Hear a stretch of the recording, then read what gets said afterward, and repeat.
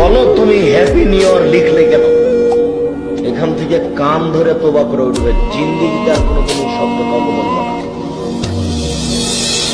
তুমি অশিক্ষিত, তোমার জাতি অশিক্ষিত, তোমার মাস্টার অশিক্ষিত। তুমি এটাকে স্বাগতম জানালে কি হবে?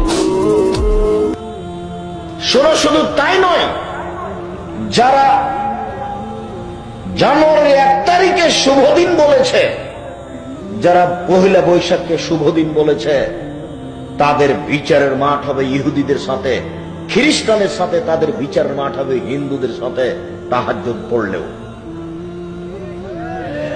রাসূল সাল্লাল্লাহু আলাইহি ওয়াসাল্লাম বলেন, মান তাশাব্বাহা বিকওমিন ফাহুয়া মিনহুম।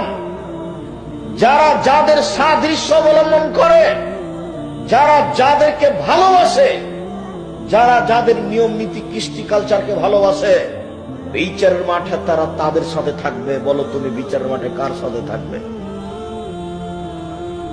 আমি যদি বুঝাতে না পারি আমি আবার বলি, আল্লাহ নবী বলছেন, মান তাশাব্বাহা বিকওমিন ফাহুয়া মিনহুম।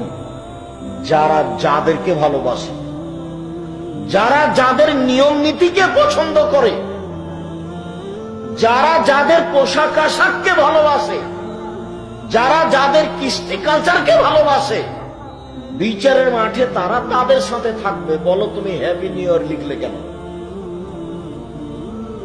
বলো তোমার বিচারের মাঠ কার সাথে হবে? তোমার বিচারের মাঠ ইহুদি নাসারার সাথে হবে। তুমি সাবধান থাকো, তুমি একজন অশিক্ষিত মানুষ। শুনুন, কোন দিনকে মূল্যায়ন করা শিরক, এই কথা একটু পরে বলছি। আপাতত বলে গেলাম, আপনার পরকাল ইহুদি খ্রিস্টানের সাথে, তওবা করা ছাড়া কোনো পথ নাই। আপনি একে স্বাগতম জানালেন কেন? এতে আপনার আনন্দের কি আছে? ইহুদিদের দিনের সাথে আপনার আনন্দ কি করে হয়? এই ইহুদি খ্রিস্টান মুসলমানের চিরশত্রু, আর তুমি কি করে জানুয়ারির 1 তারিখে শুভ দিন বলে আনন্দ ফুর্তি করো? তুমি মুসলমানের বাচ্চা, তোমার লজ্জা হয় না?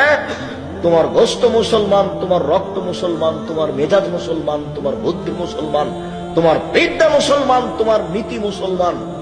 তোমাকে আমি বারবার বলেছি যে কোনদিন ইহুদি খ্রিস্টানের কোন কর্মকে পছন্দ করো না, তার সব কিছুকে ঘৃণা করতে হবে। তার নীতিগুলোকে জানার জন্য, দেশের এই নোংরা নীতি জানার জন্য আপনাকে আমি একটা বই পড়তে বলেছিলাম, যে শিক্ষা বনাম জাহেলিয়াত। শিক্ষা বনাম জাহেলিয়াত বইটা পড়েন না কেন? 10 বার পড়বেন।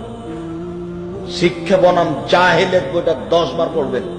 সব শিক্ষামন্ত্রীকে বারবার উপদেশ দেওয়া আছে। শিক্ষামন্ত্রীকে আরো পড়া লাগবে, ও আবার কি বই লিখবে? ওই তো নিজেই কিছু বুঝে না ধর্ম।